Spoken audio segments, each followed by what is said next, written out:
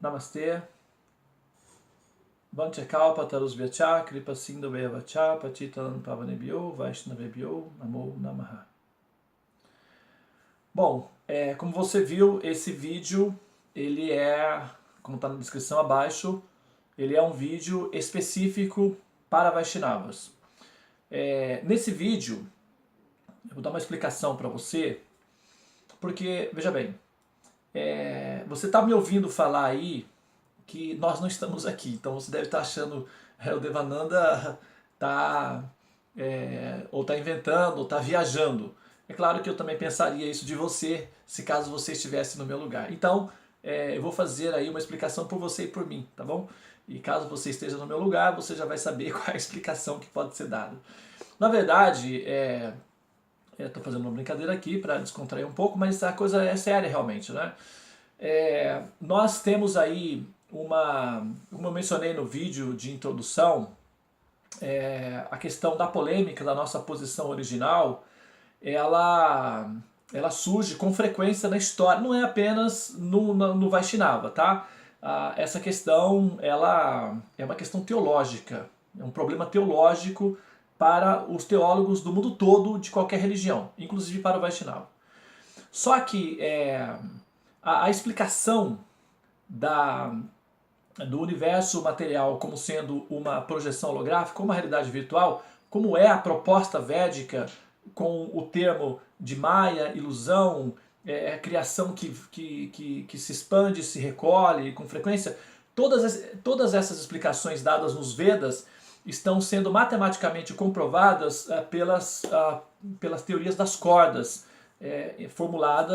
não formuladas, mas identificadas pelos principais cientistas da atualidade com base na física quântica. Então, quando eu menciono física quântica, a teoria das cordas, a comunidade científica, eu estou mencionando justamente pelo fato de que as descobertas atuais, eu não sei se você está familiarizado com isso, as descobertas atuais, as identificações dos princípios matemáticos, principalmente com o advento do Ramanujan, do Sri Ramanujan, que foi aí um Deva, um Rishi, que apareceu aí há 100 anos atrás e que deixou fórmulas matemáticas que estão assim reformulando o pensamento do cientista moderno, ao ponto de eles configurarem o supercomputador quântico da NASA com base no sânscrito, que é uma coisa interessante de você assim pesquisar. Essas comprovações todas estão favorecendo de maneira significativa para nós apresentarmos a conclusão védica da explicação de Deus como sendo a conclusão mais precisa em relação às descobertas científicas do ponto de vista matemático e do ponto de vista físico que estão sendo feitas agora. E dentro dos Vedas, como nós sabemos, a conclusão Vaishnava é a conclusão mais perfeita, a conclusão mais precisa. Não porque nós somos Vaishnavas que nós estamos dizendo isso, mas do ponto de vista imparcial, de uma análise imparcial, essa conclusão pode ser dada dessa forma, uma vez que a conclusão Vaishnava inclui dentro da equação o princípio da personalidade de Deus enquanto programador inteligente, e não apenas enquanto uma teoria de uma neblina luminosa, o que seria o caso de uma luz impessoal. Mas o Siddhanta Vaishnava presente no Srimad Bhagavatam apresenta o programador original, Vishnu, com a sua inteligência e a sua capacidade de ser bondoso. E a capacidade de Vishnu de ser bondoso, utilizando os critérios de livre-arbítrio que nós costumamos tentar utilizar para explicar a bondade de Vishnu, como você vai ver lá na série do livre-arbítrio, como eu explico, na hora em que eu assim, expresso o pensamento, na hora que nós fazemos a análise dessa questão do livre-arbítrio aplicado para explicar a saída da alma do reino de Deus, ela se torna imprática e contraprodutiva em vários aspectos, e lá nós vamos poder ver juntos se isso é apenas uma falsa interpretação ou se a forma de entender, a forma como ela é vista faz sentido ou não. E aí eu sugiro que você, por favor, verifique nessas duas séries, tá? Que é a série do livre-arbítrio e da proibição, do conceito de proibição. São 2 blocos dentro da série, você vai lá, assista os vídeos, você vai entender claramente o que eu estou fazendo, o que eu estou falando, tá? Agora, aqui, nesse vídeo específico, eu quero mencionar, para início, para começar o nosso bate-papo paralelo, porque, como você está vendo, eu estou tendo uma conversa paralela com você, Vaishnava, dentro da série da explicação que eu estou dando, da explicação védica, para o público em geral. Então eu tenho aí 2 públicos simultâneos, que é aquele público que me procura como astrólogo para entender a questão da existência, aquele público que são curiosos dos assuntos da metafísica, esses daí eu não estou assumindo responsabilidade com eles, porque justamente eles são curiosos, eles estão livres para fazer a conjuntação que quiserem, mas eu tenho um compromisso com você, que é um Vaishnava, e como estou tirando as conclusões das explicações dos Vedas que eu estou apresentando ao público, principalmente do Srimad Bhagavatam e do Bhagavad Gita, eu acho que você merece uma consideração adicional nesse sentido, e é por isso que eu estou aqui com um verso do Srimad Bhagavatam diante de mim. Esse verso do Srimad Bhagavatam que eu vou recitar agora, e vou dar a referência para que você possa verificar por você mesmo, ele explica 2 fatores, tá? Primeiro, ele dá uma explicação, por isso você vai ver esse mesmo vídeo, você vai ver ele no bloco da proibição e no bloco também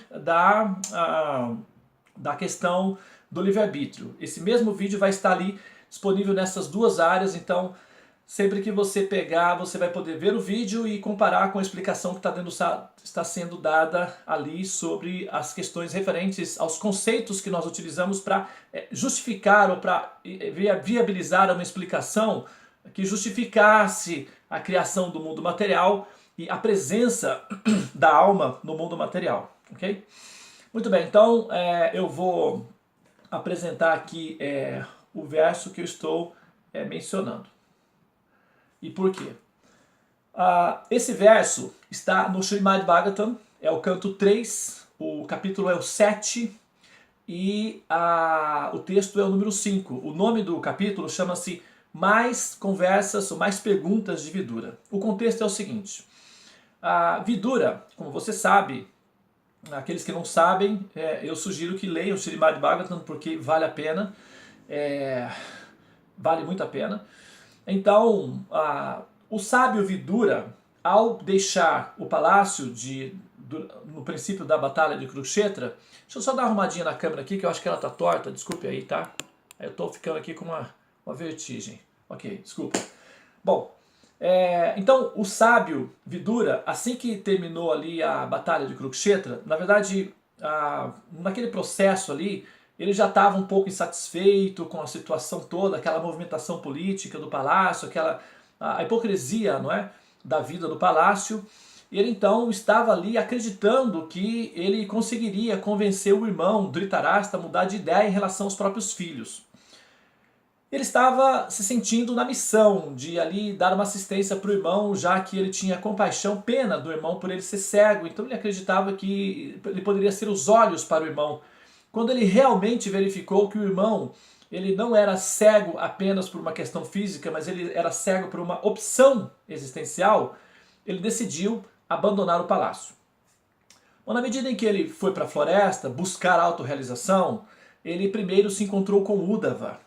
Recentemente, naquela época, Krishna Vasudeva, no caso, que é o Krishna de Dwaraka, o Krishna de Mathura. Havia então, com a questão da partida dos parentes, dos familiares da dinastia de Krishna, da relação dele com Mathura e Dwaraka, ele então decidiu se retirar do planeta e fechar o ciclo do passatempo dele. Uddhava foi lá e recebeu instruções pormenorizadas a respeito do processo existencial, como explicar a questão da existência. Uddhava então se retirou depois que Vishnu decidiu partir. Ele se retirou para a floresta para então fazer o trabalho dele de compartilhar com aquelas pessoas com que ele encontrasse os conhecimentos e os passatempos que ele tinha vivenciado diretamente com Krishna. Nesse ínterim, ele, Vidura e Uddhava se encontraram próximo ali de uma floresta, próximo do rio Ganges. Vidura então fez várias perguntas para Uddhava, e Uddhava deu várias informações para Vidura. Só que chegou no momento da conversa, chegou uma hora da conversa em que Vidura fez algumas perguntas para Uddhava, e Uddhava considerou que aquelas perguntas poderiam ser respondidas por Maitreya, porque Maitreya era um pouco mais velho que ele, e Maitreya tinha recentemente tido um encontro diretamente com Vishnu, e nesse encontro que ele tinha tido com Vishnu, ele teve as perguntas principais que Maitreya, as questões existenciais, filosóficas principais que Maitreya tinha, de peregrinação que ele tinha feito em vários locais em busca das respostas que ele precisava para a autorrealização.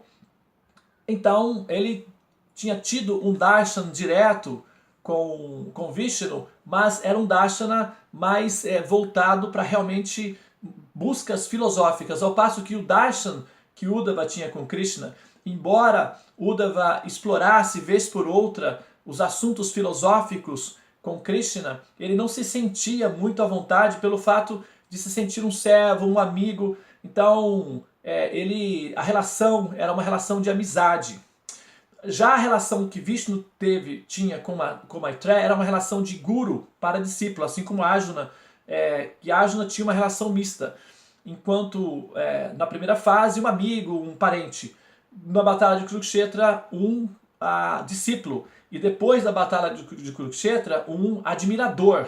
Assim, se misturou amizade com admiração, o que de certa forma diminuiu um pouco a intimidade que ele tinha com Krishna nesse sentido. Mas Uddhava, ele sempre assumiu a posição de um amigo. Portanto, as questões filosóficas que Uddhava tinha eram mais relacionadas com a parte interna do relacionamento, que já é a parte do amor. No caso de Maitreya com Vishnu, a questão já era mais filosófica, já era mais densa, de busca de equações. Por isso, quando Maitreya se encontrou com Vishnu, as perguntas que Maitreya fez foram relacionadas com processo de criação, o porquê da existência, o porquê o mundo material existe e porquê a entidade viva está aprisionada no mundo material. Muito bem, Vidura tinha essa pergunta, essa dúvida consigo. Ele tinha essa dúvida consigo. E quando ele mencionou essa dúvida, ele sugeriu mencionar essa dúvida, Uddhava sugeriu que Maitreya fosse, então, que a Vidura fosse se encontrar com Maitreya. Maitreya estava na beira do Ganges, no seu ashram, assim, pouco tempo depois de ter tido o seu darshan com Vishnu. Antes que Krishna saísse do planeta, ele apareceu para vários sábios e dando darshan, e um deles foi Maitreya. Uddhava então encaminhou Vidura para Maitreya. Maitreya estava no seu ashram praticando o seu sadhana yoga, o seu bhakti yoga.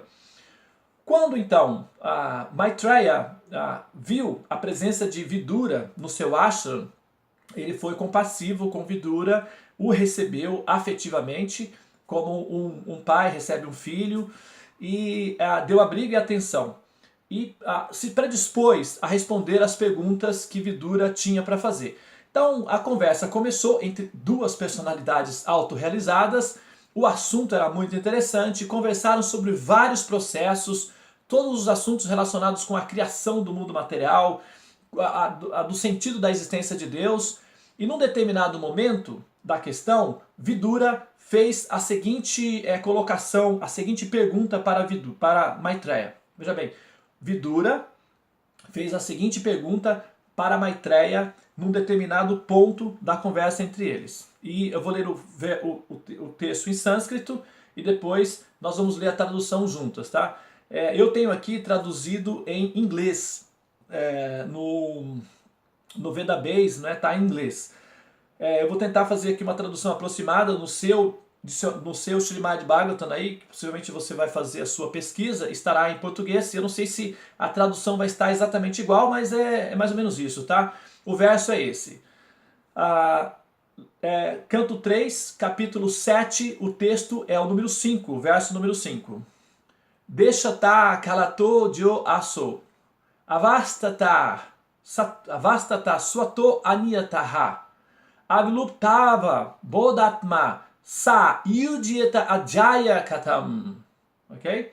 Aí está o verso.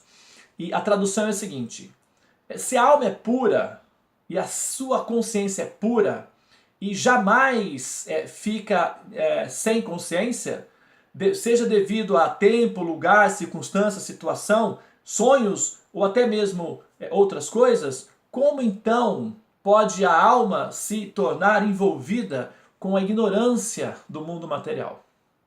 Ou seja, a pergunta de Vidura é a seguinte: se a alma é pura, se ela é consciência pura, como é que ela cai? Como é que ela... Porque para se envolver na ignorância material é preciso cair no reino de Maya, da ilusão. E a pergunta que Vidura colocou para Maitreya foi justamente essa: se a alma é pura e a consciência é pura, então como é que ela se envolve com a ignorância? Se ela é pura e sua consciência é pura, em qualquer circunstância, por que então ela fica encoberta pela ignorância e como é que ela se envolve com a ignorância?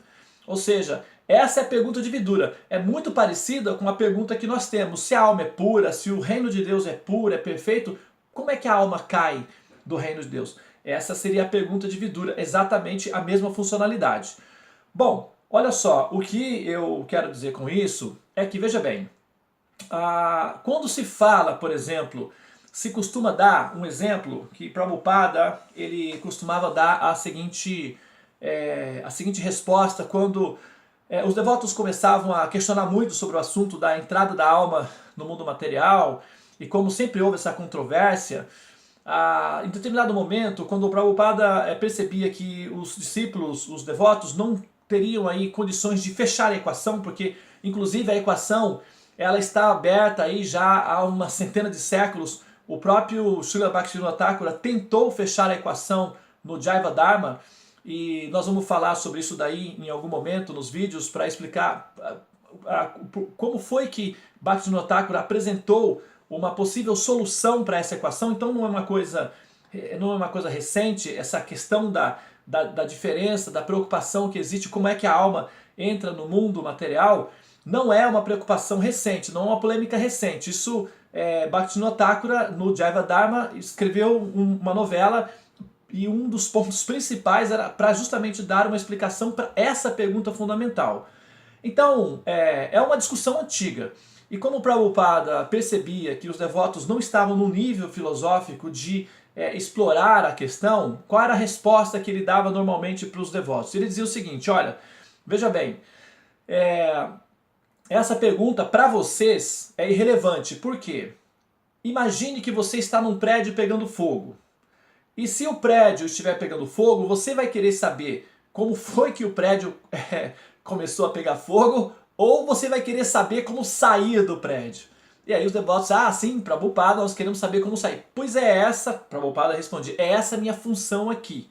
A minha função é ensinar você a sair do prédio pegando fogo. Então se concentra no meu tópico, se concentra nas minhas instruções, cante os seus santos nomes puramente, faça serviço devocional e saia. Essa é a minha missão, ensinar você a sair. Ok? Então focaliza nisso. Quando o Prabhupada dava essa sugestão, os devotos de modo geral, passaram a entender essa orientação de Prabhupada como sendo uma resposta oficial para a questão. Assim, o exemplo, a metáfora que Prabhupada deu se tornou um sinônimo de resposta, o que não é equivalente. Porque a explicação que Prabhupada deu foi um paliativo para justificar uma situação incompatível devido à falta de qualificação técnica dos devotos na época de fechar a equação, já que a equação era um debate filosófico de séculos, e o último que havia tentado dar uma resolução oficial, Vaishnava, tinha sido Bhaktivinoda Thakura, para você ver que não é uma questão recente e que os Mahajanas estão tentando equacionar isso daí já há centenas de séculos. E o debate é um debate antigo. Bom, o que eu quero dizer com isso é que, veja bem, a metáfora que Prabhupada deu do prédio, de um modo geral, os Vaishnavas, não vou dizer os Vaishnavas de todas as linhas, mas de um modo geral, praticamente isso é um argumento coletivo, mas principalmente os Vaishnavas da comunidade em que eu faço parte, que é a comunidade ISKCON, a ISKCON tende a usar essa metáfora que Prabhupada deu como sendo um argumento de proibição, ou seja, para proibir a busca por uma resposta. Ou seja, para impedir, ou justamente pela falta de uma resposta objetiva e definitiva, então, para impedir a sequência da continuação da pergunta, se utiliza esse recurso como sendo uma proibição final, como se fosse um argumento que fosse uma lei espiritual que determinasse que o devoto não tem direito nenhum de fazer essa pergunta, o que não é válido pelo seguinte motivo. Aqui, no próprio Srimad Bhagavatam, o próprio Vidura fez a pergunta. Então, o próprio Vidura era uma alma autorrealizada, uma alma com muitos conhecimentos. Se o próprio Vidura, uma alma autorrealizada, com muitos conhecimentos, numa situação de encontro com um grande sábio como Maitreya, levantou a questão, é porque a questão é sim relevante, é uma questão que deve ser levantada. No Sri Chaitanya Charitamrita, Krishnadasa Kaviraj Goswami, ele menciona que os assuntos que são polêmicas dentro do conceito, dentro da busca de entendimento da realização de Deus, eles não devem ser evitados, justamente pelo fato de que estimula a mente para ficar pensando no tópico e com isso, evidentemente, conectar-se com o Senhor Supremo 24 horas por dia. Uma delas é justamente essa daí. Como o próprio Krishna, no Bhagavad Gita, ele menciona que aqueles que conhecem a minha natureza, as minhas atividades espirituais e materiais, o meu aparecimento e as minhas atividades, aqueles que conhecem perfeitamente o meu aparecimento e as minhas atividades transcendentais, ao abandonar esse corpo atual, não retornam mais a esse mundo material. Eu vou dar uma explicação desse verso num vídeo à parte. Mas, veja bem, o verso, Krishna diz que aqueles que conhecem a natureza das minhas atividades transcendentais não voltarão a nascer mais nesse mundo material após deixar esse corpo. Uma das atividades transcendentais de Krishna é criar o mundo material.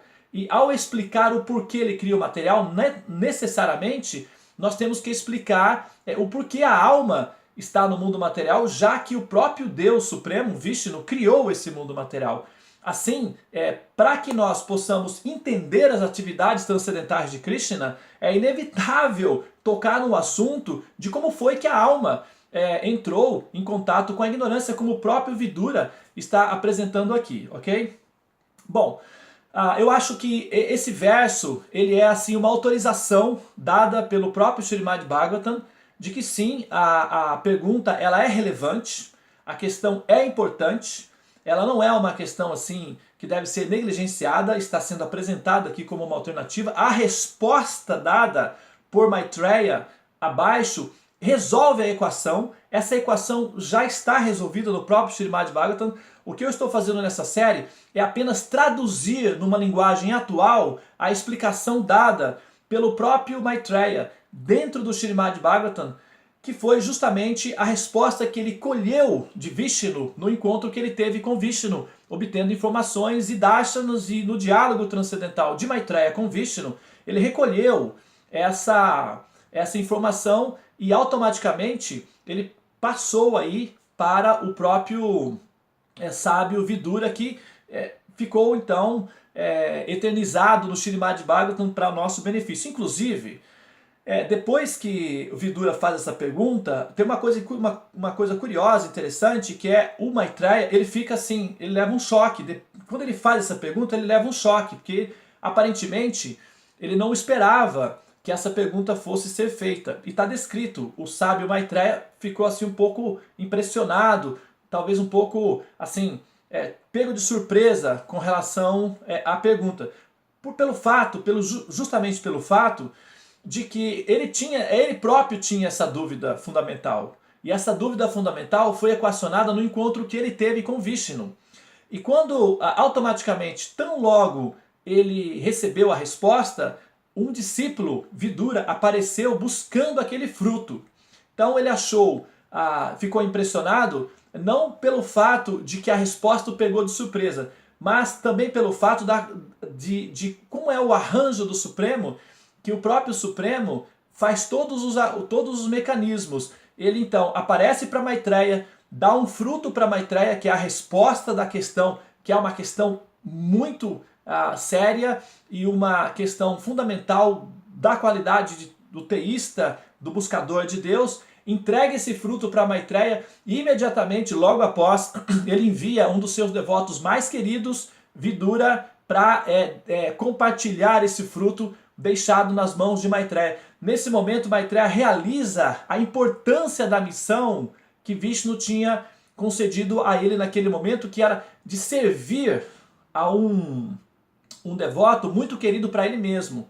Ou seja, a impressão que Maitreya experimentou ali naquele momento foi uma impressão de felicidade e de realização. Tanto é que logo em seguida, Maitreya, no próximo verso, diz: Maitreya se recompôs, como ele estava autorrealizado, ou seja, cheio de conhecimento, e então, em seguida, ele deu a resposta para Vidura. A resposta está disponibilizado aí no Srimad Bhagavatam. Então eu vou comentando isso daí gradualmente, aos pouquinhos, nessa série você vai me acompanhando, tá bom?